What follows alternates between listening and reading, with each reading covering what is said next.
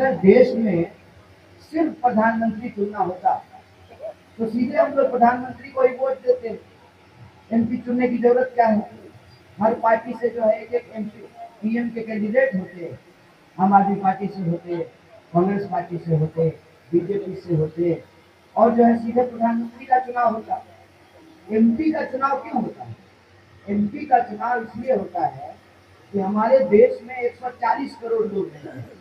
जैसे हमने आपको बताया कि उत्तर पूर्वी दिल्ली में 10 विधानसभा, 24 लाख वोटर हैं, तो अकेले तो प्रधानमंत्री से सब काम हो नहीं सकता है। इसीलिए पहले हम लोग एमपी का चुनाव करते हैं। जैसे हम लोग पार्षद चुनते हैं, पार्षद जा करके मेयर चुनते हैं, हम विधायक चुनते हैं, विधायक जा करके मुख्यमंत्री चुनते हैं, हम सांसद चुनते हैं, तो सांसद जा करके प्रधानमंत्री चुनते हैं। पहला तो प्रश्न ये है कि आप पार्षद चुनते हैं, लेकिन वो पार्षद जिस मेयर को चुनता है वो काम करे ना करे इससे फर्क नहीं पड़ता है। लेकिन पार्षद अगर काम नहीं करने वाला होगा तो दूसरे क्षेत्रों में विकास होगा और आपके क्षेत्र में विकास नहीं होगा। अगर मुख्यमंत्री काम करने वाला हो और विधायक काम करने वाला ना हो तो बाकी क्षेत्रों में विकास होगा, आपके क्षेत्र में विकास नहीं होगा।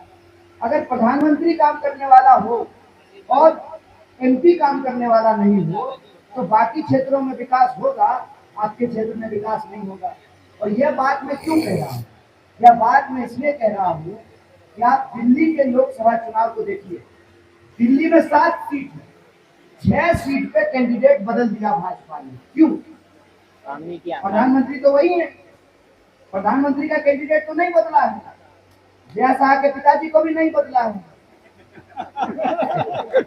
6 जो है एमपी का कैंडिडेट क्यों बदल दिया?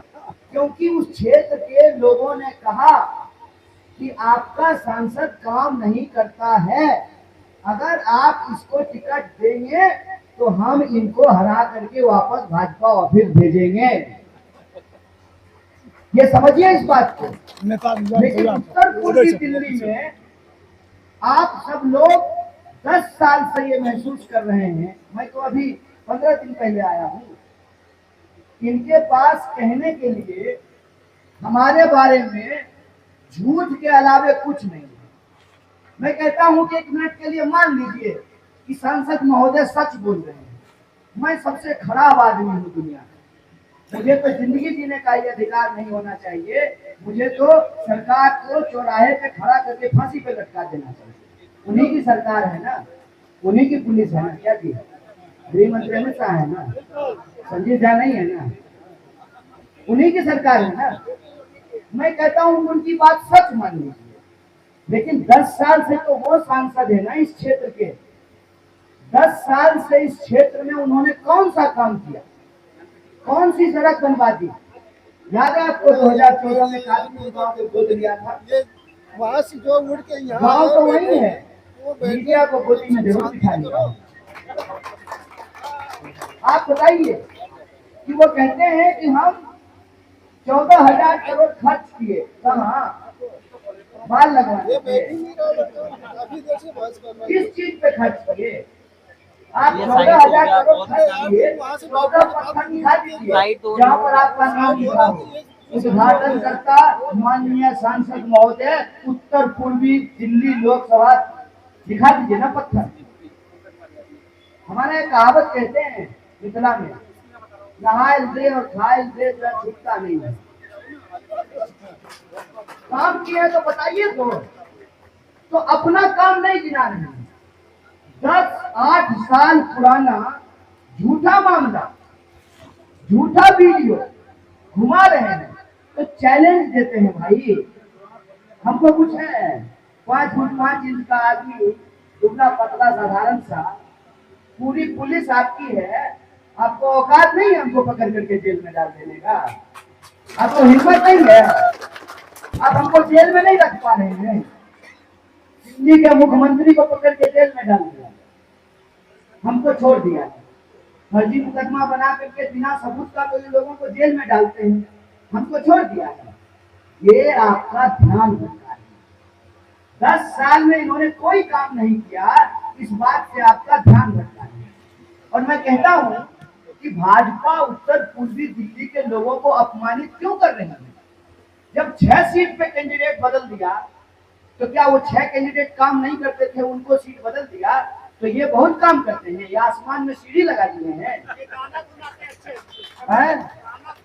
तो गाना सुनाए बम्बई जाके थे ना, गाना कह रहे हैं साहब की गाना बहुत अच्छा सुनाते हैं, अच्छा गाना सुनाते हैं। पहले हम बचपन में सुनते थे उनका गाना, समझ में नहीं आता है, अब समझ में आता है। क्या गाना सुनाते हैं? कहिया देबू, कब देबू, हमरे से मलवा लो ना, यही गाना गाते हैं ना। मैं बोलना नहीं चाहता हूँ, हमारे घर की माताएं बहनें बैठी हुई हैं, गाना गाते हैं।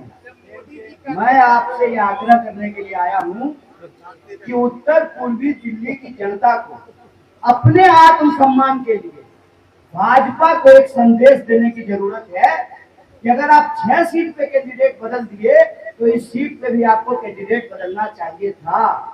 अगर आपने नहीं बदला है तो जो काम नहीं करेगा उस विधायक को हराएंगे, जो काम नहीं करेगा उस पार्षद को हराएंगे, जो काम नहीं करेगा उस सांसद को हराएंगे। ये निर्णय आपको लेना पड़ेगा। और यदि आप ऐसा करते हैं तो भाजपा को, कांग्रेस को, आम आदमी पार्टी को, देश की हर पार्टी को ये मैसेज जाएगा कि आपको काम करने वाला कैंडिडेट देना पड़ेगा, बैठ करके कुर्सी तोड़ने वाला कैंडिडेट नहीं देना पड़ेगा।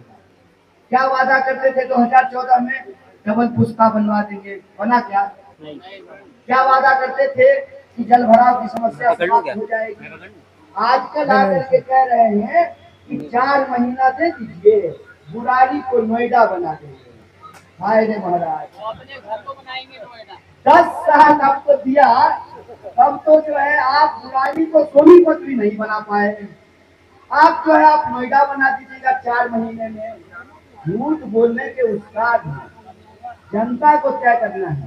सीधा सा बात है विधायक, इनसे पूछ लीजिए, अगर आप खुश हैं अपने सांसद से, अगर वो आपके सुख दुख में खड़ा हुए हैं, आपके लिए अगर उन्होंने काम कराया है तो मुबारक हुआ, और अगर काम नहीं कराया है तो वो कुछ भी झूठ बोले, कुछ भी आपका ध्यान भटकाने की कोशिश करें, कुछ भी आपको गुमराह करने की कोशिश करें, लोकतंत्र के सम्मान में और अपने सम्मान में जो है बुराड़ी की जनता को फैसला लेना चाहिए। ऐसा आग्रह निवेदन करने अच्छा कैंडिडेट को चुनिएगा, खराब कैंडिडेट को हराइएगा, तो इससे हर पार्टी को भी मैसेज जाएगा। अगली बार हर पार्टी, चाचा गर्मी बहुत है, अच्छा कैंडिडेट को चुनिएगा तो हर पार्टी को मैसेज जाएगा कि हमको काम करने वाले अच्छे कैंडिडेट को प्रत्याशी बनाना चाहिए। नहीं तो अभी संजीव झा को बनाए हैं, जब सब पार्टी को लग जाएगा तो उत्तर पूर्वी दिल्ली के लोग किसी को भी चुनते हैं तो अगली बार जो है कोई नहीं काम करने वाला लोग को कैंडिडेट बना देगा। बुराड़ी के लोगों को, उत्तर पूर्वी दिल्ली की जनता को अपने बारे में सोचना चाहिए, अपने क्षेत्र के विकास के बारे में सोचना चाहिए। और हम तो अभी कुछ नहीं है, हम तो अभी आए हैं आपके बीच, 10-15 दिन से घूम रहे हैं। हालांकि 2009 से मैं इस इलाके में रहता हूँ, मैं मुखर्जी नगर के पास नेहरू विहार में रहा करता था। तो मैं आपसे कहता हूँ कि अभी तो हम कुछ हैं भी नहीं। 10 साल में पहली बार प्रधानमंत्री जी उत्तर पूर्वी दिल्ली आए हैं। आए थे ना कल यमुना खादर में, पहली बार आए थे ना, 10 साल में पहली बार। ये लोकतंत्र की ताकत होती है। जब आप विपक्ष की आवाज को मजबूत करते हैं तो सत्ता पक्ष को भी सोचने पे मजबूर होना पड़ता है। ये आपके आशीर्वाद का असर है कि 10 साल में एक बार ही सही प्रधानमंत्री जी को उत्तर पूर्वी दिल्ली आना पड़ा। अगर आप अपने लोकतांत्रिक अधिकार का इस्तेमाल करेंगे तो अभी तो यमुना पार प्रधानमंत्री आए हैं, पूरी की पूरी सरकार आपको अपनी गलियों में घूमती हुई नजर आएगी। इसीलिए लोकतंत्र में यह जरूरी है कि हम अपने हक और अधिकार के लिए आवाज उठाएं। और यहाँ पे हमारी माताएं बैठी हुई हैं।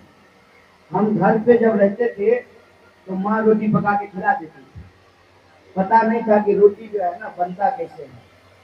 जब बाहर पढ़ने के लिए आए तो धीरे धीरे जो है रोटी बनाना शुरू किए। शुरू में तो अफ्रीका का नक्शा बन जाता था रोटी, रोटी गोल नहीं होती थी। फिर धीरे धीरे धीरे धीरे रोटी गोल होने लगी। रोटी जब पकाते हैं तो आप सब लोगों ने एक चीज महसूस किया होगा कि रोटी को समय पे पलटना होता है। रोटी को अगर समय पे नहीं पलटिएगा तो रोटी फूलती नहीं है, रोटी जल जाती है। कुर्सी को भी समय समय पे बदलना होता है, नहीं तो कुर्सी पे बैठा हुआ इंसान अहंकारी हो जाता है। और ये अहंकार है मनोज तिवारी जी का कि मुझ जैसे साधारण व्यक्ति पे गुंडा भेज करके हमला करवा रहे हैं।